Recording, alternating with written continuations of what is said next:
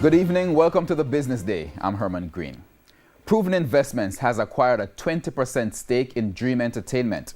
In a release to the Jamaica Stock Exchange, Proven noted that its total equity holdings in Dream Entertainment has increased to 2,500 units.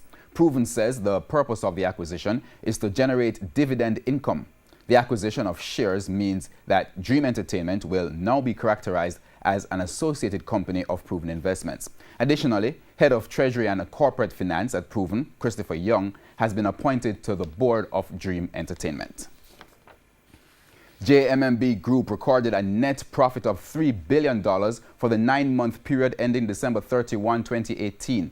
That's a 17% increase over the year before. The group also posted revenues of $13.7 billion, which reflects an increase of 12% over the same period last year. JMMB says its performance was largely driven by its foreign exchange trading gains, fees and commission income, and net interest income. We go on to currency trading as the day ended with the US dollar selling for $134.19. The Canadian dollar is now being sold for $101.67. The pound is selling for $172.16, while the euro closed the day selling at $150.19. Oil prices traded higher today. Oil for delivery in March went up by 49 cents to settle at $54.47 a barrel.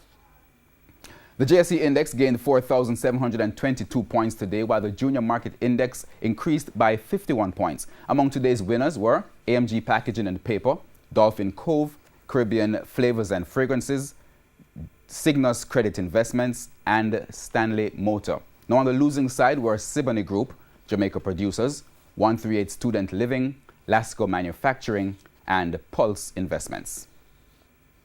And that's the Business Day. I'm Herman Green. Good evening.